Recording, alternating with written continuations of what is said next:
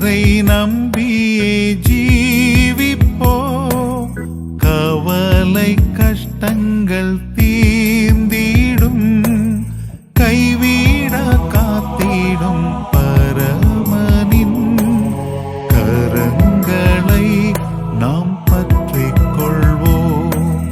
கைவிட காத்திடும் பரமனின் கரங்களை நாம் பற்றிக் கொள்வோம்.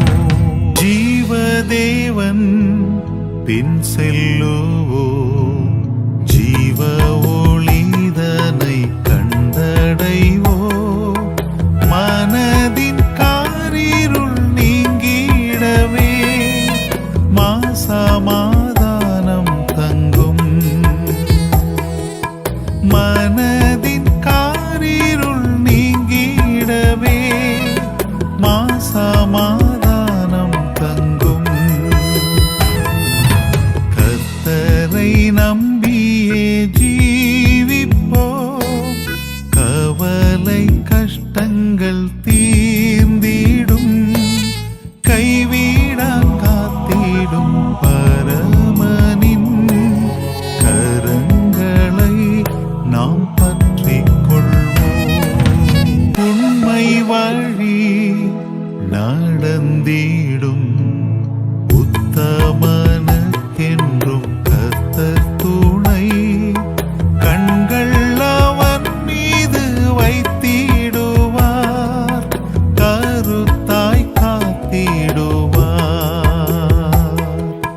கண்கள் அவன் மீது வைத்திடுவார், கருத்தாய் காத்திடுவார்.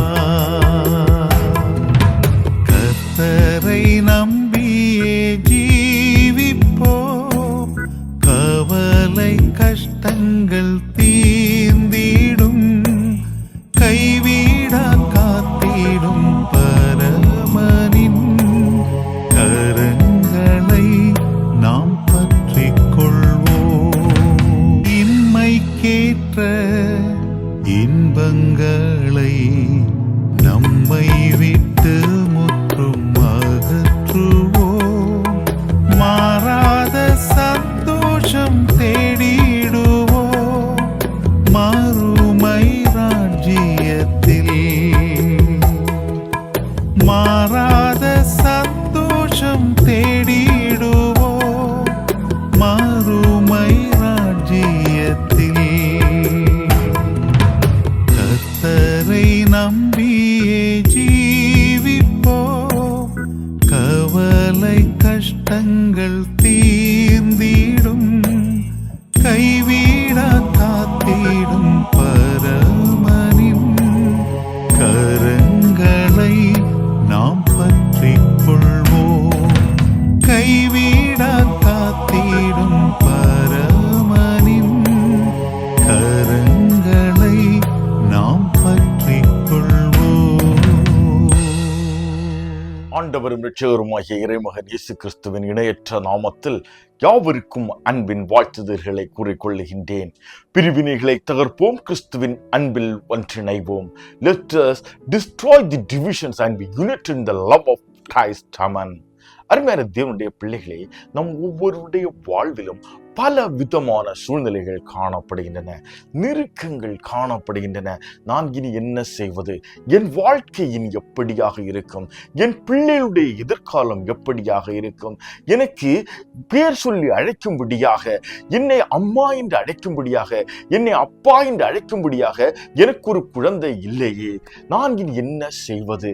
அனைத்து மருத்துவம் பார்த்து விட்டாகிவிட்டது, எனக்கு ஒரு குழந்தை பேர் இல்லையே. என் சரீரம் முழுவதும் வியாதியாக காணப்படுகின்றது. நான் எவ்வளவோ மருந்து மாத்திரைகளை சாப்பிட்டு கொண்டிருக்கின்றேன், எவ்வளவோ மருத்துவர்களை சந்தித்து விட்டேன், என்னெல்லாம் செய்ய வேண்டுமோ அனைத்தும் செய்தாகிவிட்டது. ஆனாலும் என்னுடைய சரீரத்தில் ஒரு விடுதலை இல்லை. நான் எவ்வளவோ தொழில்களை செய்கின்றேன், வருமானத்தை பெருக்குவதற்காக, வருமானத்தை ஈட்டுவதற்காக என்னெல்லாமோ முயற்சிகளை செய்கின்றேன். ஆனால் எல்லா இடங்களிலும் எனக்கு ஒரு முட்டுக்கட்டையாக காணப்படுகின்றது. என் பிள்ளையுடைய படிப்பு ஒரு சரியான ஒரு வழியில் செல்லாத நிலையில் பிள்ளைகள் வழி விலகி சென்று கொண்டிருக்கிறார்களே என்று மிகவும் ஒரு பாரம் ஒவ்வொரு மனிதனுடைய வாழ்விலும் காணப்படும். குடும்பங்களுக்குள்ளாக சமாதானம் அல்ல,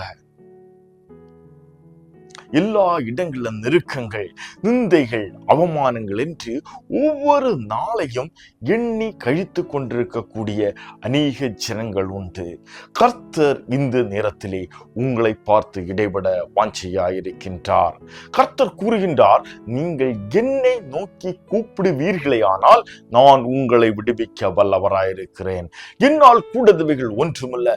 நாம் கண்கள் காணக்கூடிய சர்வத்தையும் சிருஷ்டித்த சர்வ வல்லமுள்ள தகப்பனவர் தம்முடைய ஜனங்கள் பாவ இருளில் மூழ்கி இருப்பதை பார்த்து அவர்களை மீட்கும்படியாக மனதுருகி தன்னையே கல்வாரி சிலுவையில் பலியாக ஒப்பு கொடுத்த அன்பின் மீட்பர் அவர்.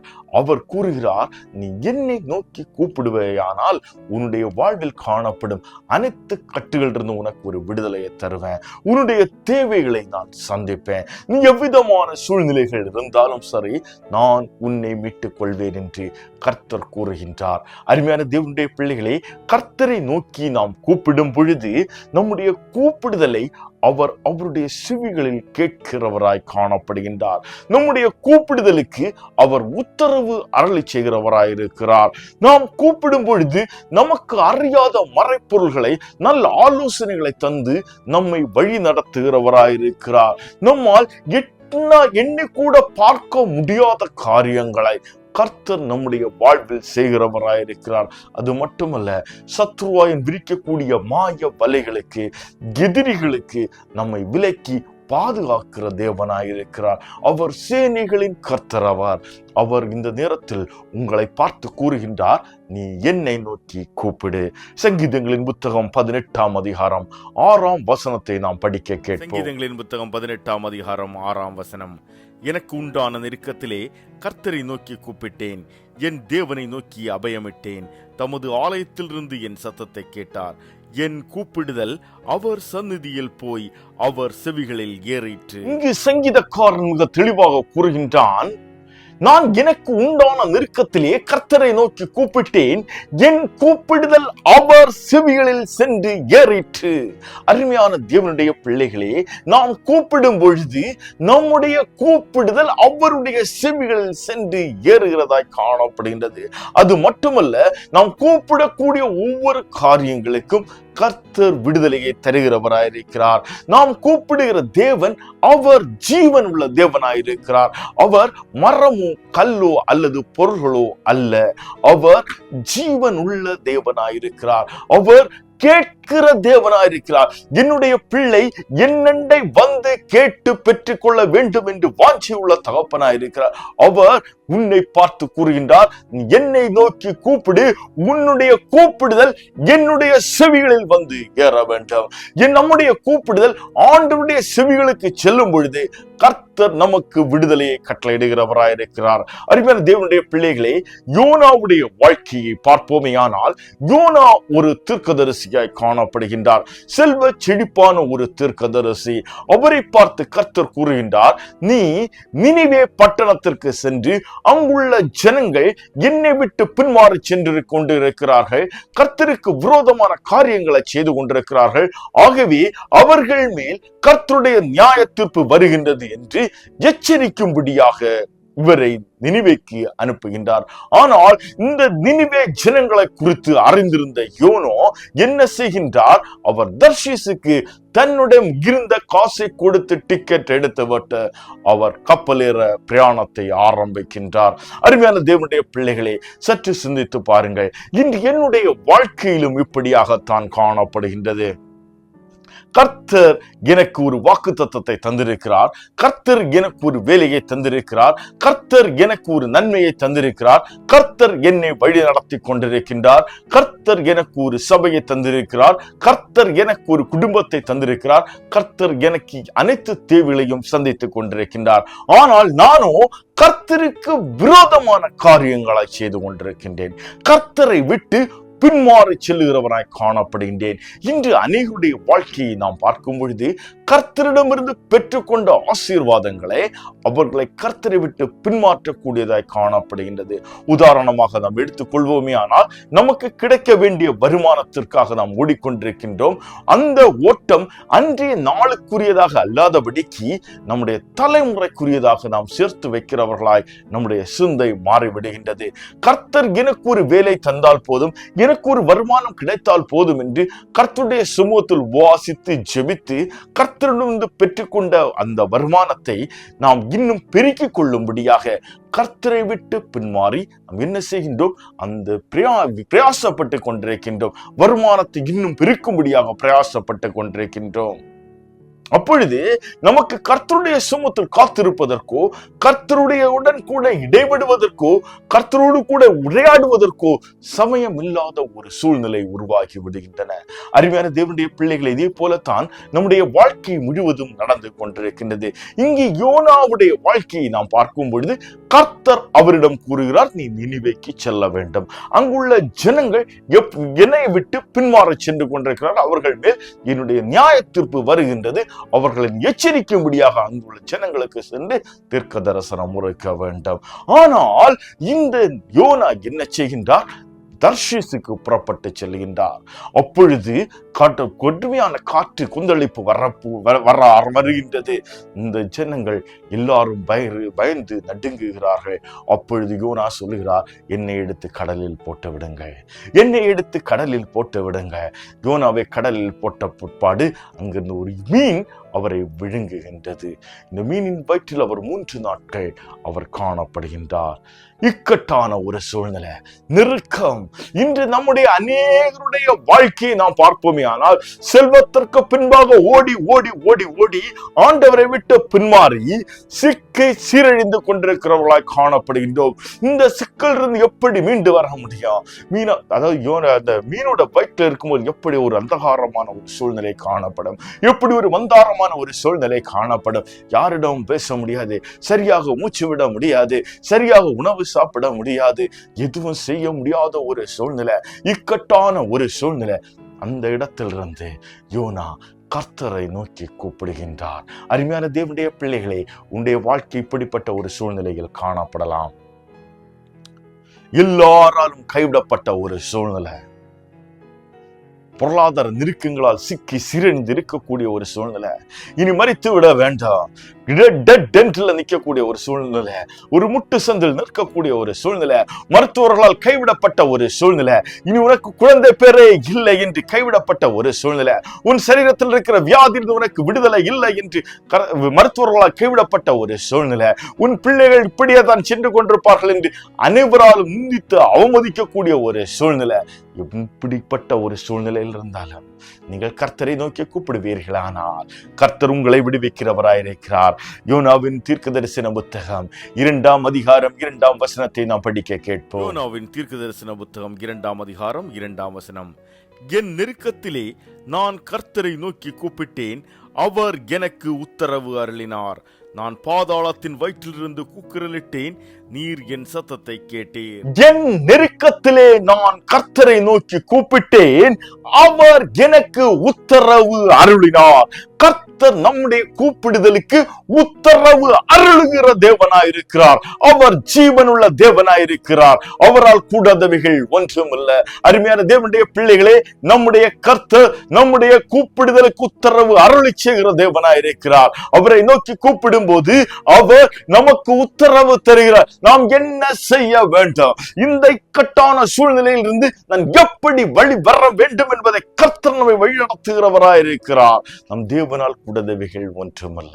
அருமையான தேவனுடைய பிள்ளைகளே, தானியேலுடைய வாழ்க்கையை நாம் பார்க்கும் பொழுது, தானியேல் பாபிலோன் சிறையிருப்பில் இருக்கக்கூடிய காலகட்டங்களில் அங்கு நேபுகாத்நேச்சர் அரசனாக காணப்படுகின்றான். அவன் ஒரு சொப்பனத்தை பார்த்து மிகவும் பயந்து நடுங்குகின்றான். தன்னிடம் இருக்கக்கூடிய அனைத்து ஞானிகளையும் தீர்க்கர்களையும் அழைத்து அவர்களிடம், நான் ஒரு சொப்பனத்தை கண்டிருக்கின்றேன், அந்த சொப்பனத்தை குறித்தும் அதை குறித்ததான வியாக்கியானத்தையும் எனக்கு தர வேண்டும் என்று கூறுகின்றார். ஆனால் இந்த ஞானிகளோ அவனுக்கு இப்படிப்பட்ட ஒரு காரியத்தை இதுவரை ஒரு அரசனும் கேட்டதில்ல. காரணம் என்ன? அவர் பார்த்த சொப்பனத்தை கூறுவாரே ஆனால் அதற்கான வியாக்கியானத்தை கொடுக்க முடியும். ஆனால் அவர் பார்த்த சொப்பனத்தையும் கூறி அதற்கான வியாக்கியானத்தையும் எப்படியாக கூறுவது என்று மிகவும் தயங்கி இப்படியாக ஒரு உத்தரவத்தை கொடுக்கின்றார்கள். அப்பொழுது ராஜா அரண்மனையில் ஒரு கட்டளை புறப்படுகின்றது.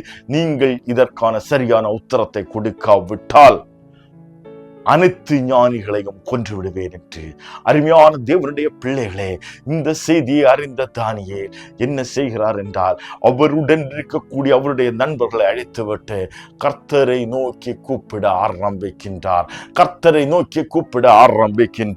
தானியேலின் தீர்க்கதரிசன புத்தகம் 2ஆம் அதிகாரம் 17 முதல் 19 வரை உள்ள வேத பகுதியை நாம் படிக்க கேட்போம். தானியேலின் தீர்க்கதரிசன புத்தகம் 2ஆம் அதிகாரம் 17 முதல் 19 வரை உள்ள வசனங்கள். பின்பு தானியேல் தன் வீட்டுக்குள் போய் தானும் தன் தோழரும் பாபிலோனின் மற்ற ஞானிகளோடு கூட அழியாதபடிக்கு இந்த மறைப்பொருளை குறித்து பரலோகத்தின் தேவனை நோக்கி இரக்கம் கேட்கிறதற்காக அனனியா, மிஷாவேல், அசீரியா என்னும் தன்னுடைய தோழருக்கு இந்த காரியத்தை அறிவித்தான். பின்பு இராக் காலத்தில் தரிசனத்திலே தானியேலுக்கு மறைப்பொருள் வெளிப்பட்டது. அப்பொழுது தானியேல் பரலோகத்தின் தேவனை ஸ்தோத்தரித்தான். தானியேல் தன் நண்பர்களோடு கர்த்தரை நோக்கி கூப்பிட்ட பிற்பாடு அங்கு என்ன சம்பவிக்கின்றது? இரவு நேரத்தில் தானியேலுக்கு மறைப்பொருள் வெளிப்படுத்தப்பட்டது. கர்த்தரால் கூடாதவைகள் ஒன்றுமல்ல, கர்த்தரால் கூட பெயர்ந்தவைகள் ஒன்றுமல்ல. நீங்கள் கர்த்தரை நோக்கி உண்மையாக கூப்பிடுவீர்களே ஆனால் உங்கள் கூப்பிடுதல் அவருடைய செவிகளில் சென்று ஏறுவது மட்டுமல்ல, அவர் அதற்கு உத்தரவு அருளுகிறவர் மாத்திரமல்ல, அவர் மறைப்பொருள்களை உங்களுக்கு வெளிப்படுத்தி தருகிறவராயிருக்கிறார். நீங்கள் என்ன செய்ய வேண்டாம், எப்படியாக இந்த சூழ்நிலையிலிருந்து வெளிவர வேண்டும், என்னுடைய வாழ்வில் காணப்படும் கற்றிலிருந்து நான் எப்படியாக மீண்டு வர வேண்டும் என்பதை குறித்து தெளிந்த ஞானத்தை தருகிறவராயிருக்கிறார். அநேக ஜனங்களை நாம் சாட்சியாக கூற முடியும், அநேக சாட்சிகளையும் நாம் கேட்பது உண்டு. ஆனால் என்னுடைய வாழ்க்கையில் நான் அதை உணராதவனாய் காணப்படுகின்றேன். கர்த்தர் எனக்கு தந்திருக்கிற நன்மைகளுக்காக நான் கர்த்தருக்கு நன்றி சொல்லுகிறவனாக மட்டுமல்லாதபடிக்கு கர்த்தரிடம் என்னுடைய சூழ்நிலைகளை குறித்து, கர்த்தாவே எனக்கு இந்த சூழ்நிலை நான் எப்படியாக மீண்டு வருவது, எனக்கு தேவ ஞானத்தை தாங்க தகப்பனே, நீங்க அனைத்தையும் சிருஷ்டித்திருக்கிறீங்க அல்லப்பா, உம்முடைய ஞானம் அளவிட முடியாதது தகப்பனே, அப்பா எனக்கு வெளிப்படுத்தி தாங்க. நான் என்ன செய்ய வேண்டாம், நான் என்ன செய்ய வேண்டாம். இதோ நாளை தினத்துல நான் அழிந்து போக வேண்டிய ஒரு சூழ்நிலை, அலுவலகத்தில் நாளை தினத்தில் இந்த காரியத்தை முடித்து விட வேண்டிய ஒரு சூழ்நிலை, நாளை தினத்தில் இந்த இன்டர்வியூ அட்டன் பண்ண வேண்டிய ஒரு சூழ்நிலை, என்ன கேள்வி கேட்பார்கள் என்பது தெரியாது, நாளை தினத்தில் எக்ஸாமினேஷன் எழுத வேண்டிய ஒரு சூழ்நிலை, எக்ஸாமினேஷன் பேப்பர் எப்படி இருக்கும் என்பது நமக்கு தெரியாது. கர்த்தரால் கூடாதவைகள் ஒன்றுமில்ல. நாளை தினத்தில் திருமண குடும்ப வாழ்க்கைக்குள்ளாக கடந்து செல்லக்கூடிய ஒரு சூழ்நிலை, என்னுடைய குடும்ப வாழ்க்கை எப்படி இருக்கும் எனக்கு தெரியாது, என்னுடைய சரீரத்துள்ள வியாதியின் கொடுமை எப்படி இருக்கும் என்பது எனக்கு தெரியாது, நாளை என்ன சம்பவிக்க போகின்றது என்பது எனக்கு தெரியாது. ஆனால் எல்லாம் அறிகிற கர்த்தரை நோக்கி கூப்பிடுவீர்களே ஆனால் கர்த்தர் உங்களை விடுவிக்கிறவராயிருக்கிறார். கர்த்தர் நீங்கள் என்ன செய்ய வேண்டும் என்பதை தெளிவாக உங்களுக்கு கற்றுத் தருகிறவராயிருக்கிறார். கர்த்தரை நோக்கி கூப்பிட்ட ஒரு ஜனங்களும் வெட்கப்பட்டு போனதில்லை.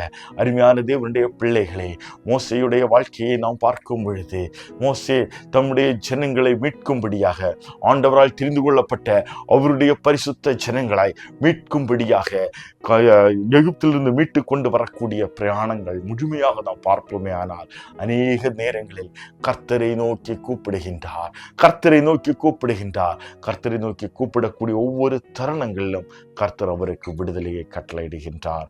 அருமையான தேவனுடைய பிள்ளைகளே, நம்முடைய வாழ்விலும் நாம் கர்த்தரை நோக்கி கூப்பிடுவோமே ஆனால் கர்த்தர் நமக்கு விடுதலையை தருகின்றார். இந்த இடத்திலே நாம் பார்ப்போமே ஆனால் யாத்திரையாகும் புத்தகம் 12ஆம் அதிகாரம் 22 முதல் 25 வரை உள்ள வேத பகுதியில் நாம் பார்க்கும் பொழுது இங்கு ஜனங்கள் வனாந்திரத்துல நடந்து வர்றாங்க. குடிக்க தண்ணி இல்லை. 3 நாட்கள் பிரயாணமா நடந்து வர்றாங்க. எல்லாம் வறண்டு போய்விட்டது, தண்ணீர் இல்லை. என்னுடைய வாழ்க்கையும் இப்படியாக ஒரு வனாந்திர பாதையாக காணப்படலாம். என்னுடைய வாழ்க்கை இப்படிப்பட்ட ஒரு வனாந்திரமாக காணப்படலாம். எல்லா இடங்களிலும் கண்ணு கட்டின தூரம் வர இருள், எந்த இடத்திலும் செழிப்பு இல்லை, நான் என்ன செய்வது என்று திகைத்து நிற்கக்கூடிய ஒரு சூழ்நிலையாய் காணப்படலாம். அவர் கர்த்தரை நோக்கி கூப்பிடுகின்றார். அவர்களுக்கு கர்த்தர் ஒரு துறவை ஆயத்தப்படுத்தி கொடுக்கின்றார். அந்த துறவின் தண்ணீரோ கசப்பாக காணப்படுகின்றது. அருமையான தேவனுடைய பிள்ளைகளே, கர்த்தரால் தெரிந்து கொள்ளப்பட்ட அவருடைய பரிசுத்த ஜனமே, உங்களுடைய வாழ்வில் காணப்படக்கூடிய கசப்புகளின் மத்தியில் நீங்கள் கர்த்தரை நோக்கி கூப்பிடுகிறீர்களா? அல்லது உலக அந்நிய ஜனங்களை நாடி தேடி ஓடுகிறீர்களா? சற்று சிந்தித்து பாருங்கள். இங்கு ஜனங்கள் மோசேயிடம் முறையிட்ட பொழுது மோசே கர்த்தரை நோக்கி கூப்பிடுகின்றார். கர்த்தர் மாராவின் நீரை மதுரமாக மாற்றுகின்றார். அருமையான தேவனுடைய பிள்ளைகளே, உங்களுடைய வாழ்வில் காணப்படக்கூடிய கட்டுகள் மாறப்போகின்றது. உங்களுடைய வாழ்வில் காணப்படக்கூடிய கட்டுகள் மாறப்போகின்றன. உங்களுடைய வாழ்வில் காணப்படக்கூடிய கசப்புகள் மாறப்போகின்றன. நீங்கள் கர்த்தரை நோக்கி கூப்பிடுவீர்களே ஆனால் இந்த மாறாவின் நீரை மதுரமாக்கின கண்பின் பரம தகப்பன் உங்கள் வாழ்வில் காணப்படும் மாறாவை மதுரமாக மாற்றுவார். கர்த்தர் ஜீவனுள்ள தேவனாயிருக்கிறார். என்னுடைய பிள்ளை எப்பொழுது என்னென்னை வருவான், என்னை நோக்கி கூப்பிடுவான் என்று அவர் தம்முடைய செவிகளை சாய்த்து கேட்டுக்கொண்டிருக்கின்றார். நாம் கூப்பிடும் பொழுது கர்த்தர் அதற்கு உத்தரவு அருளச் செய்து நம்மை வழி நடத்துகிறவராய் காணப்படுகின்றார். இன்னொரு காரியத்தை நன்றாக அறிந்து கொள்ளுங்க. நம்மால முடியாத எட்டாத காரியங்களை கர்த்தர் நம்முடைய வாழ்வில் செய்கிறவராய் காணப்படுகின்றார். இதை யாத்திரையாகும் புத்தகம் 17ஆம் அதிகாரம் 11ஆம் வசனத்தை நாம் படிக்க கேட்போம். யாத்திரையாகும் புத்தகம் 17ஆம் அதிகாரம் 11ஆம் வசனம். மோசே தன் கையை ஏறெடுக்கையில் இஸ்ரவேலர் மேற்கொண்டார்கள். அவன் தன் கையை தாழ விடுகையில் அமலேக்கு மேற்கொண்டான். கர்த்தரால் தெரிந்து கொள்ளப்பட்ட அவருடைய பரிசுத்த ஜனங்கள் அவருடைய அந்த வனாந்திர யாத்திரையில் அவர்கள் சீன் வனாந்திரத்தை கடந்து ரெவிதீம் என்னும் இடத்தில் பாளையம் இறங்குகிறார்கள். இங்கு அமலேக்கு என்பவன் மோசேக்கும் ஜனங்களுக்கும் எதிராக யுத்தத்துக்கு புறப்பட்டு வருகின்றான். நன்றாக அறிந்து கொள்ளுங்கள், 400 வருடங்கள் இவர்கள் அடிமைகளாய் காணப்பட்டிருக்கிறார்கள். அவர்களுக்கு யுத்த பயிற்சிகள் அல்ல. யுத்தம் என்றால் என்ன என்பதை அறியாத ஜனங்கள், உணராத ஜனங்கள் இப்பொழுது வனாந்திரத்தில் நடந்து வந்து கொண்டிருக்கிறார்கள். இப்பொழுது அவர்களுக்கு எதிராக ஒரு யுத்தம் காணப்படுகின்றது. ஒரு எதிரி வந்ததென்று அவர்களை அழிக்கும்படியாக எத்தனிக்கின்றான். இங்கு நடந்தது என்ன என்று சிந்தித்து பாருங்கள். மோசே வேறொன்றுமே செய்யலைங்க. தன்னுடைய கரங்களை ஆண்டவருக்கு நேராக உயர்த்துகின்றார். தன்னுடைய கரங்களை ஆண்டவருக்கு நேராக உயர்த்துகின்றார். அவருடைய கை எப்பொழுதெல்லாம் கல்வாரி தேவனை நோக்கி உயர்ந்திருக்கின்றதோ அப்பொழுதெல்லாம் தம்முடைய ஜனங்கள் ஜெயிக்க ஆரம்பிக்கிறார்கள். எப்பொழுதெல்லாம் இந்த கை கீழே இறங்குகிறதோ அப்பொழுதெல்லாம் இந்த அமலேக்கு மேலோங்க ஆரம்பிக்கின்றான். இவன் கை தாழ்ந்து போகாதிருக்கும்படியாக ஆரோனும் யோசுவாவும் 2 பக்கத்துல என்ன பண்றாங்க? தூண் மாதிரி கையை இப்படி பிடித்து கொண்டிருக்கிறாங்க. சற்று சிந்தித்து பாருங்க. உங்களுடைய வாழ்வில் கர்த்தரை நோக்கி கூப்பிடுகிறீர்களா? உங்களுடைய வாழ்வில் நீங்கள் கர்த்தரை நோக்கி கூப்பிடக்கூடிய அந்த கூப்பிடுதல் எப்பொழுதெல்லாம் குறைகின்றதோ அப்பொழுதெல்லாம் உங்களுடைய வாழ்வில் போராட்டங்கள் வர ஆரம்பிக்கும், யுத்தங்கள் வர ஆரம்பிக்கும். சத்ருவாயவன் உங்களை மேற்கொள்ள பார்ப்பான். அருமையான தேவனுடைய பிள்ளைகளே, சத்ருவாயவன் வஞ்சனையில் விழுந்து விடாதபடிக்கு கர்த்தரோடு கூட இணைந்து காணப்படுவீர்களே ஆனால் கர்த்தரை நோக்கி கூப்பிட்டு அவருடைய போதனைகளுக்கு நம்மை ஒப்பு கொடுத்து அவரோடு கூட இணைந்து வாழும் பொழுது கர்த்தர் நம்மை எல்லா தீங்குகளுக்கும், எல்லா கட்டுகளுக்கும், எல்லா அந்தகாரத்தின் கிரியைகளுக்கும், எல்லா எதிரியின் சூழ்ச்சிகளுக்கும் விலக்கி பாதுகாத்து அவருடைய ஆசீர்வாதத்திற்குள்ளாக வழி நடத்துவார் என்பதில் எல்லளவும் சந்தேகம் வேண்டாம். அருமையான தேவனுடைய பிள்ளைகளே, யோனாவுடைய வாழ்க்கையை நாம் பார்க்கும் பொழுது கர்த்தருடைய வார்த்தைக்கு பின்மாறி சென்று அவர் கட்டுகளுக்குள்ளாக அகப்பட்டு கொண்டிருக்கின்றார். தானியேலுடைய வாழ்க்கையை பார்க்கும் பொழுது அவருக்கு எதிராக வந்த சூழ்ச்சியிலிருந்து அவர் தம்மை மீட்கும்படியாக கர்த்தரை நோக்கி கூப்பிடுகின்றார். மோசேயுடைய சூழ்நிலையை நாம் பார்க்கும் பொழுது தனக்கு எதிராய் வந்து தன்னை அழிக்கும்படியாக வந்திருக்கக்கூடிய எதிரிகளின் மத்தியில் அவர் கர்த்தரை நோக்கி தன் கரங்களை உயர்த்துகின்றார். மோசே தம்முடைய ஜனங்களை வழிநடத்தக்கூடிய அனைத்து இடங்களிலும் அவர் கர்த்தரை நோக்கி கூப்பிட்டு கர்த்தர் கொடுத்த விடுதலை நிமித்தமே அவர்களால் கானானுக்குள்ளாக பிரவேசிக்க முடிந்தது. மோசேயால் கானானுக்குள்ளாக பிரவேசிக்க முடியவில்லை. கானானுக்குள்ளாக தம்முடைய ஜனங்களை யோசுவா மூலமாக கர்த்தர் வழி நடத்துகின்றார். அருமையான தேவனுடைய பிள்ளைகளை நன்றாக உணர்ந்து கொள்ளுங்கள். கர்த்தரை நோக்கி நாம் கூப்பிடும் பொழுது கர்த்தர் நம்முடைய வாழ்வில் விடுதலையை கட்டளையிடுகிறவராயிருக்கிறார். கர்த்தரை நோக்கி கூப்பிட்ட ஒருவரும் வெட்கப்பட்டு போனதில்லை. இன்னைக்கு இவ்வளோ ஜனங்கள் அந்நிய ஜனங்களுடைய வீடுகள்ல காவல் கிடக்குறாங்க. எனக்கு ஒரு ஹை ரெக்கமெண்டேஷன் கிடைக்காதா? அல்லது பெரிய பெரிய அதிகாரிகள் வீடுகளில் காவல் கிடக்கிறார்கள், மணிக்கூர் கணக்காக, நாள் கணக்காக. ஆனால் கர்த்தரை நோக்கி கூப்பிடுவதை அவர்கள் விட்டு விடுகிறார்கள். கர்த்தரை பற்றும் விசுவாசம் இன்று ஜனங்களுக்குள்ளாக அளவற்று அழிந்து போய் கொண்டிருக்கக்கூடிய ஒரு சூழ்நிலை. கர்த்தரை விட்டு பின்மாறி செல்லக்கூடிய ஒரு பின்மாற்றத்தின் வாழ்க்கை இன்று நம்முடைய வாழ்வில் காணப்படுகின்றது. நம்முடைய வாழ்வில் வரக்கூடிய அனைத்து தேவைகள் மத்தியிலும் நாம் கர்த்தரை நோக்கி முதலாவது கூப்பிடுகிறவர்களாய் காணப்பட வேண்டும். கர்த்தரிடமிருந்து ஆலோசனையை பெற்றுக் கொள்கிறவர்களாய் காணப்பட வேண்டும். நாம் என்ன செய்ய வேண்டும் என்பதை நமக்கு மறைப்பொருளை வெளிப்படுத்துகிற தகப்பன் கர்த்தர் அவர். நம்ம எல்லா தீங்குகளுக்கும் விலக்கி பாதுகாத்து வழிநடத்துகிற கர்த்தர் அவர். அவர் நம்மை ஆசீர்வதிக்க வேண்டும் என்றே வாஞ்சி உள்ளவராயிருக்கிறார். நாம் அவரை நோக்கி கூப்பிடுவோமா? நம்முடைய வாழ்க்கையில் இன்று அநேகருடைய சொல்றது காரியம் என்னவென்றால், நான் கர்த்தரை விட்டு அதிக தூரம் பின்மாற்றமாக சென்று விட்டேன், இனி ஆண்டவர் என்னை வர முடியாது. நான் அதிக தூரம் பின்மாற சென்று விட்டேன். நீ எவ்வளவுதான் பின்மாற சென்றாலும் உனக்காக கர்த்தர் தம்மை பலியாக கொடுத்திருக்கின்றார். கல்வாரி சிலுவையில் அவருடைய சரீரத்தில் உள்ள கடைசி சொட்டு ரத்தம் வரை உனக்காக சிந்தி இருக்கிறார். அருமையான தேவனுடைய ஜனமே, கர்த்தரண்டை வா, கர்த்தரண்டை வா. பொறுத்திருந்தது போதும், துவண்டு கிடந்தது போதும், பொங்கி எழுந்து வா, கர்த்தரண்டை வா. கர்த்தரால் கூடாதவைகள் ஒன்றுமில்லை. கர்த்தரண்டை வா. இயேசு உன்னை அழைக்கின்றார். அவர் உன்னை விடுவிக்க வாஞ்சை உள்ளவராயிருக்கிறார். நீ துவண்டு கிடந்தது அனைத்தும் போதும். நிந்தை அவமானங்கள் மத்தியில் வாழ்ந்து கொண்டிருந்தது போதும். வியாதியின் கட்டில் அவதிப்பட்டு கொண்டிருந்தது போதும். பிசாசின் பிடியில் அகப்பட்டு சீரழிந்து கொண்டிருந்தது போதும். நீ புறப்பட்டு வா, எழுந்து புறப்பட்டு வா. கர்த்தரை நோக்கி கூப்பிடு. கர்த்தருடைய வாழ்வை செழிப்பாக மாற்றுவார். உன் வாழ்வில் காணப்படக்கூடிய அனைத்து போராட்டங்களிலிருந்தும் விடுதலையை தருவார். கர்த்தரை நோக்கி கூப்பிடுவோமா? இத்தனை ஜனங்கள் இந்த நேரத்தில் என்னோடு கூட கர்த்தரை நோக்கி கூப்பிட போகிறீங்க. நம் கண்களை மூடி கரங்களை உயர்த்தி கர்த்தரை நோக்கி கூப்பிட போகின்றோம். எங்கள் அன்பாய் நேசித்து வழிநடத்துகிற அன்பின் பரம தகப்பனே, உமக்கு நன்றி தகப்பனே. இந்த நேரத்திலும் அப்பா உம்மை நோக்கி கூப்பிடும்படியாக கர்த்தர் எங்களுக்கு பாராட்டின கிருபைக்காக உமக்கு நன்றி. அப்பா உம்மை நோக்கி கூப்பிட்ட ஒவ்வொருவரையும் கர்த்தர் விடுவிக்கிறவராய் இருக்கிறீங்க. ஆண்டவரே உமக்கு ஸ்தோத்திரம்.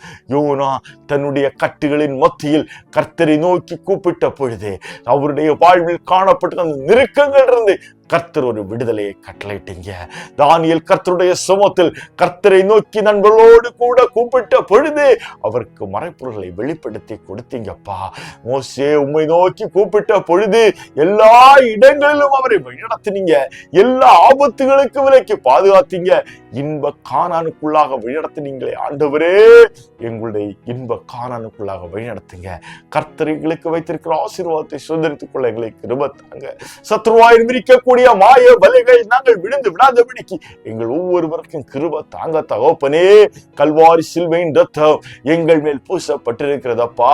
நாங்கள் ஒவ்வொருவரும் கர்த்தரை நோக்கி கூப்பிட்டு கர்த்தரிடமிருந்து புதுபலனை பெற்றுக் கொள்கிறவர்களாய் காணப்பட எங்கள் ஒவ்வொருவருக்கும் கிருபை தாங்கப்பா. கழுகுகளை போல சிட்டைகளை அடித்து எழும்ப எங்கள் ஒரு கிருபை தாங்க தகப்பனே. எங்கள் வாழ்வில் காணப்படக்கூடிய அனைத்து போராட்டங்களையும் மாற்றும். இந்த நேரத்தில் செய்தியை கேட்டுக்கொண்டிருக்கிற உம்முடைய பிள்ளைகள் ஒவ்வொருவரையும் பொறுப்படுங்க. ஒவ்வொருத்தர் வாழ்விலும் காணப்படும் கட்டுகள் உடைக்கப்படட்டும் தகப்பனே. வியாதியின் கட்டுகள் உடைக்கப்படட்டும், பிசாசின் போராட்டங்கள் உடைக்கப்படட்டும், பொருளாதார நெருக்கங்கள் உடைக்கப்படட்டும் ஆண்டவரே. அவருடைய பிள்ளைகளை குறித்ததான பாரங்கள் உடைக்கப்படட்டும். அவருடைய தேவைகள் யாவற்றையும் மறந்திருக்கிற பரம தகப்பன் தேவைகளை சந்திங்க. கர்ப்பத்தின் பாத்திரத்தை கர்த்தத்துக்கு தொடுங்க. நீங்க ஆசீர்வதித்து கொடுக்க முடியாது சொல்லுகிறேன். கர்த்தரிடமிருந்து பெற்று கர்த்தருடைய நாம் ஒன்றிய மேற்படும்படியா ஜீவிக்க எங்கள் ஒவ்வொருவருக்கும் கிருபை தாங்க. முடிவு வரைந்தோம் இயேசுவின் அன்பில் நிலைநிற்க கிருபை தாரும். செய்தியை கேட்டுக்கிற ஒவ்வொரு பிள்ளைகளையும் நீங்க ஆசீர்வதிங்க. முதலாவது கிருபைக்குள்ளே மறத்து பாதுகாத்துக் கொள்ளும்.